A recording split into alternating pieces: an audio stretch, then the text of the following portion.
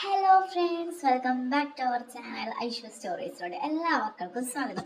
അപ്പോൾ എൻ്റെ ഇന്നത്തെ വീഡിയോ എന്ന് പറയുന്നത്, വീഡിയോ ഇടുന്നതിന് മുമ്പ് ഞാൻ എല്ലാവരോടും നന്ദി പറയണമെന്നുണ്ടായിരുന്നു. എന്താണെന്ന് വെച്ചാൽ എനിക്ക് 3K സബ്സ്ക്രൈബേഴ്സ് ആയതിന് എല്ലാവരോടും താങ്ക്സ് പറഞ്ഞ് വീഡിയോ ഇടണം എന്ന് എനിക്ക് നല്ലപോലെ ആഗ്രഹം ഉണ്ടായിരുന്നു.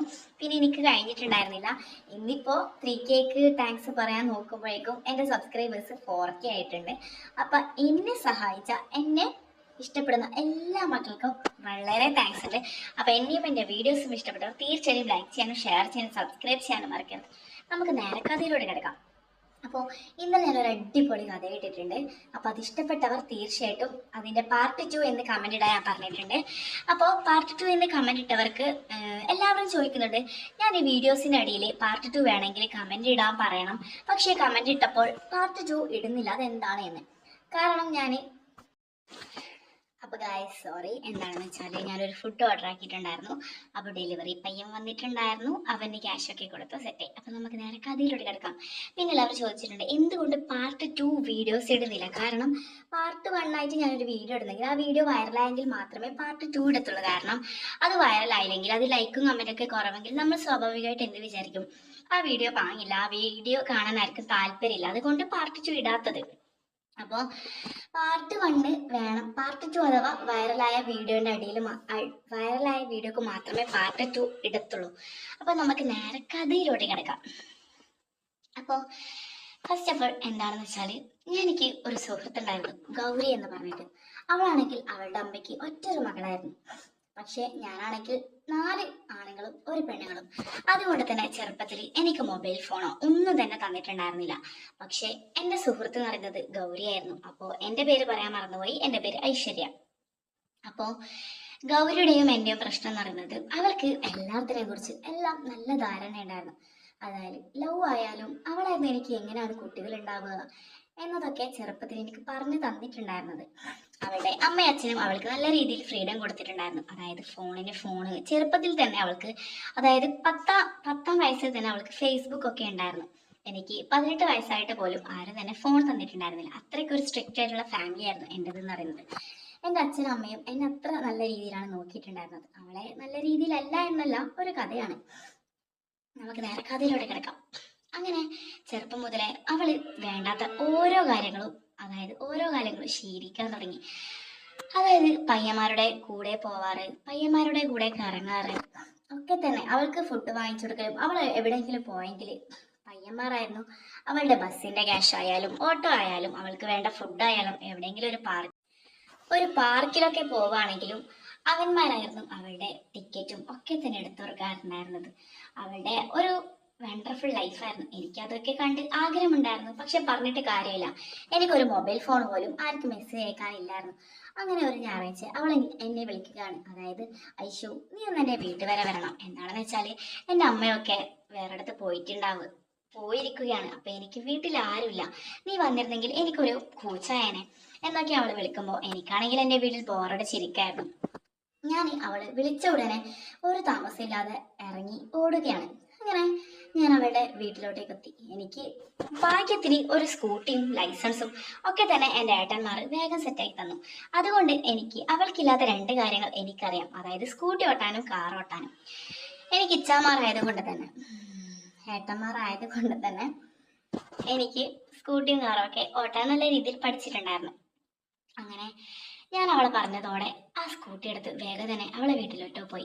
അപ്പോൾ പറഞ്ഞതുപോലെ ശരിയാണ്, അവളുടെ വീട്ടിൽ ആരും തന്നെ ഉണ്ടായിരുന്നില്ല. അങ്ങനെ അവൾ TV വെക്കുമ്പോൾ ഞാൻ ഡോറ് തട്ടി. അവളങ്ങനെ വേഗം ഡോറ് തട്ടി എന്നെ എന്നെ അവളുടെ ഹാളിലോട്ടേക്ക് വലിച്ചൊന്ന് കയറ്റുകയാണ്. വേഗം വന്നേ എന്ന് പറഞ്ഞു. അപ്പോഴാണെങ്കിൽ ഞാനൊന്ന് ഞെട്ടി. എടി എന്താടി, എന്തു പറ്റി, നീ എന്തിനാണ് ഇങ്ങനെ കഥക്കണത്, എന്തെങ്കിലും സംഭവിച്ചോ എന്ന് ഞാൻ അവളോട് 100 പ്രാവശ്യം ചോദിക്കുകയാണ്. അവള് ഒന്ന് മിണ്ടരുത്, മെല്ലെ സംസാരിക്കുക എന്നൊക്കെ എന്നോട് പറയുമ്പോൾ ഞാൻ ചോദിച്ചു, എന്താ പറ്റിയ കാര്യം പറ.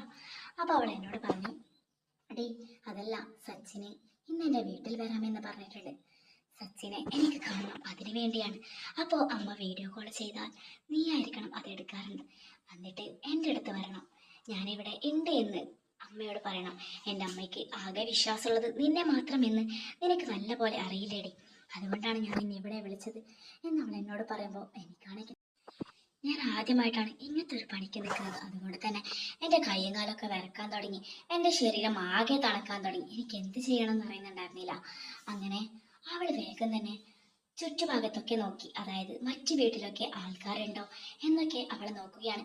അവിടെ എങ്ങാനും ആരുമില്ല എന്നറിഞ്ഞതോടെ അവനെ ഫോൺ വിളിച്ച് പറയുകയാണ്, ഡാ നീ ആ ബൈക്ക് അങ്ങ് അപ്പുറം വെച്ചിട്ട് നീ വാ, ഞാൻ നിനക്ക് ഡോറ് തുറന്നുതരാം എന്നവൻ അവൾ അവനോട് പറയുകയാണ്.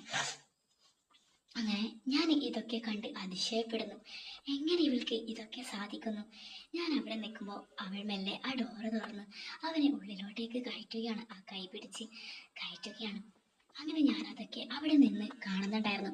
അവൾ വേഗം തന്നെ കയറ്റിയ ഉടനെ ആ റൂമിലോട്ട് അവനെ ഇരുത്തി ആ പുറത്തുള്ള ആ ചെരുപ്പ് ഉള്ളിൽ വെച്ച് ഡോർ ലോക്ക് ചെയ്യുകയാണ്. എന്നിട്ട് എനിക്ക് റിമോട്ട് തന്ന് പറഞ്ഞു, നീ TV കാണും, ഒരു 45 മിനിറ്റ് ശേഷം ഞാൻ അവനെ പുറത്തു വിടും, അതുവരെ മാത്രം നീ TV കണ്ടാൽ മതി. വൈഫൈ വേണമെങ്കിൽ വൈഫൈ എടുത്തോളൂ, എല്ലാം നിനക്ക് ഇഷ്ടം പോലെ. കിച്ചണിൽ മാഗി ഉണ്ട്, വിശക്കുന്നതെന്ന് തോന്നിയാൽ നീ മാഗി എടുത്ത് കഴിച്ചോ എന്നൊക്കെ പറഞ്ഞു. ഞാൻ പിന്നെ എനിക്കെന്ത് പ്രശ്നം, എന്തെങ്കിലും പിടിച്ചാൽ അവൾക്കാണ് പ്രശ്നം എന്നും വിചാരിച്ച് എൻ്റെ ഏട്ടാ എന്നെ എന്തു ചെയ്യില്ല എന്ന് വിചാരിച്ച് ഞാൻ അവിടെ സോഫയിൽ നിന്ന് TV നോക്കുകയാണ്. പെട്ടെന്ന് എനിക്ക് ദാഹിച്ചപ്പോൾ ഞാൻ കിച്ചണിലോട്ടേക്ക് പോകാൻ തീരുമാനിച്ചു. അവളുടെ റൂം കിടന്നായിരുന്നു കിച്ചണിലോട്ടേക്ക് പോകണ്ടായിരുന്നു. അങ്ങനെ ഞാൻ വെള്ളം എടുക്കാൻ പോയ ഞാൻ അവളുടെ റൂമിൽ നിന്നും എന്തൊക്കെയോ ശബ്ദങ്ങൾ കേൾക്കുകയാണ്. എനിക്കാണെങ്കിൽ ഇതൊക്കെ ആദ്യമായിട്ടാണ് കേൾക്കുന്നത്. എന്ത് ചെയ്യണമെന്നറിയുന്നില്ല. എൻ്റെ കൈയൊട്ടാകെ വിറക്കുകയാണ്, അതും ഒരുമാതിരിയുള്ള സൗണ്ട്. അങ്ങനെ ഞാൻ വേഗം തന്നെ കിച്ചണിൽ പോയി വെള്ളം എടുത്ത്, എനിക്ക് അത് കേട്ട ഉടനെ നല്ലോണം ദാഹം കൂടി. അങ്ങനെ ആ വെള്ളം എടുത്ത് ഞാൻ നിർത്താതെ കുടിച്ചു. വീണ്ടും ഞാൻ ആ റൂമിലേക്ക് കടന്നു പോകുമ്പോൾ വീണ്ടും ശബ്ദങ്ങൾ ഉണ്ടായിരുന്നു. അങ്ങനെ പെട്ടെന്നായിരുന്നു അവളുടെ അമ്മ എനിക്ക് വിളിക്കുന്നുണ്ടായിരുന്നത്. അങ്ങനെ അവളുടെ അമ്മ വിളിച്ചപ്പോൾ ഞാൻ ആ ഫോൺ എടുത്ത് അവളുടെ റൂമിൻ്റെ അടുത്ത് പോയിട്ട് ഡോറിൻ്റെ അടുത്ത് ഇങ്ങനെ നിൽക്കുകയാണ്. അതായത് ഇത് തട്ടണോ വേണ്ടയോ എന്ന് വിചാരിച്ച്. അങ്ങനെ ഞാൻ രണ്ട് കൽപ്പിച്ച് ആ റൂം തട്ടി. ഗൗരി, ഇത് അമ്മ വിളിക്കുന്നു. അപ്പം തന്നെ അവൾ ആ വരുന്നടി എന്ന് പറഞ്ഞ് ആ ഡോറ് മെല്ലെ തുറന്നു. എന്നിട്ട് എന്നോട് ആ ഫോൺ വാങ്ങിച്ചു. അമ്മയോട് പറഞ്ഞു, ആ അമ്മേ ഞാനിവിടെ ഉണ്ട്, ഐശു ഉണ്ട് എന്നൊക്കെ പറയുകയാണ്.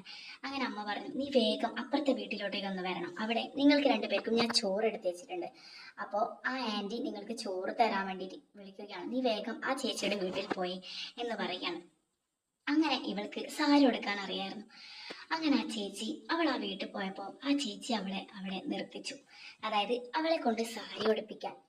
അപ്പോഴേക്കും പെട്ടെന്ന് ഒരു 5 മിനിറ്റ് കഴിഞ്ഞതോടെ ഇവൻ ആ റൂമിൽ നിന്നും ഇറങ്ങി വരികയാണ്. എന്നിട്ട് എന്നോട് ചോദിച്ചു, ഗൗരി എവിടെ? ഞാൻ പറഞ്ഞു, ഗൗരി അപ്പുറത്തെ വീട്ടിൽ പോയിട്ടുണ്ട്, അതായത് ആ ആൻറ്റിക്ക് സാരി എടുക്കണമെന്ന് അവൾ എന്നോട് ഇപ്പോൾ വിളിച്ച് പറഞ്ഞിട്ടുണ്ടായിരുന്നു. ഒരു 20 മിനിറ്റ് കഴിഞ്ഞിട്ട് അവൾ വരും എന്ന് അവനോട് ഞാൻ പറയുകയാണ്. അങ്ങനെ അവൻ എൻ്റെ അടുത്തിരുന്ന് കുറച്ച് സമയം TV ഒക്കെ നോക്കി. നിനക്ക് വിശക്കുന്നോ, നീ മാഗി ഉണ്ടാക്കാൻ പോവുകയാണോ എന്നൊക്കെ എന്നോട് ചോദിക്കുകയാണ്. ഞാൻ പറഞ്ഞു, ആ അതെ, ഞാൻ മാഗി ഉണ്ടാക്കാൻ പോവുകയാണ്. അങ്ങനെ അവൻ പറഞ്ഞു, ഞാനും സഹായിക്കാം എന്നൊക്കെ പറയുമ്പോൾ ഞാനൊരു ഏട്ടൻ്റെ ഒരു രീതിയിലായിരുന്നു കണ്ടിട്ടുണ്ടായിരുന്നത്. അവൾക്കാണെങ്കിൽ അവൾക്ക് 18 വയസ്സും 18 വയസ്സിൽ 5 വയസ്സിന് മൂത്തതാണ് ഇവൻ. അങ്ങനെ ഇവൻ എന്നോട് എൻ്റെ അടുത്തിരുന്ന് വന്ന് പറയുകയാണ്, ഡേ നിനക്ക് ഒരാണ് നിൻ്റെ അടുത്ത് വന്നിരിക്കുമ്പോൾ പ്രത്യേകിച്ചൊന്നും തോന്നുന്നില്ലേ? ഞാനത് അവനെ ഇങ്ങനെ നോക്കി, ഇല്ല, എന്ത് തോന്നാൻ, എനിക്കാണെങ്കിൽ ഒരു കുന്തവും തോന്നുന്നുണ്ടായിരുന്നില്ല. അങ്ങനെ ഞാൻ അവിടെ വെച്ചിട്ടുണ്ടായിരുന്ന കൈയിൻ്റെ മുകളിൽ അവൻ്റെ കൈ വന്ന് മെല്ലെ വെക്കുകയാണ്.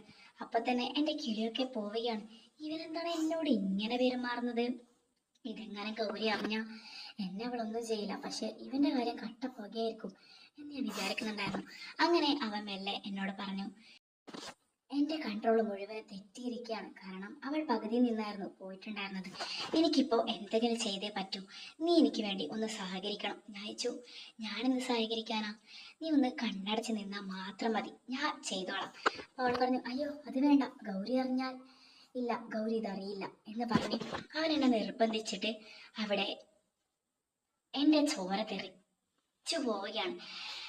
അപ്പോൾ ഇതുപോലുള്ള കഥകൾ കേൾക്കാൻ ആഗ്രഹമുള്ളവർ തീർച്ചയായിട്ടും ലൈക്ക് ചെയ്യാനും ഷെയർ ചെയ്യാനും സബ്സ്ക്രൈബ് ചെയ്യാനും മറക്കരുത്. അപ്പോൾ ഇതിൻ്റെ വിശദീകരിച്ചിട്ടുള്ള പാർട്ട് ഞാൻ വാട്സപ്പിൽ ഇടുന്നതായിരിക്കും. അപ്പോൾ വാട്സപ്പ് ഗ്രൂപ്പിൽ ജോയിൻ ചെയ്യാൻ ആഗ്രഹമുള്ളവർ ഈ നമ്പറിൽ എനിക്ക് വാട്സപ്പിൽ മെസ്സേജ് അയക്കുക. ഞാനൊരു സ്കാനർ ഇടും, അതിലോട്ട് 500 രൂപ പേ ചെയ്താൽ ഞാൻ ആ വാട്സപ്പ് ഗ്രൂപ്പിൽ ജോയിൻ ചെയ്യും. ആ വാട്സപ്പ് ഗ്രൂപ്പ് എന്ന് പറയുന്നത് വീഡിയോ കോൾ, വീഡിയോസ്, ഫോട്ടോസ് ഒക്കെ തന്നെ അവൈലബിൾ ആണ്. ആ ഗ്രൂപ്പിൽ ജോയിൻ ചെയ്തവർ രാത്രി നല്ല രീതിയിൽ ഉറങ്ങുക, അതാണ് അതിൻ്റെ ഒരു പ്രത്യേകത. അപ്പം എന്നെയും എൻ്റെ വീഡിയോസും ഇഷ്ടപ്പെട്ടവർ തീർച്ചയായിട്ടും ലൈക്ക് ചെയ്യാനും ഷെയർ ചെയ്യാനും സബ്സ്ക്രൈബ് ചെയ്യാനും മറക്കരുത്. അടുത്തൊരു വീഡിയോ ആയിട്ട് വരുന്നതായിരിക്കും. Bye bye.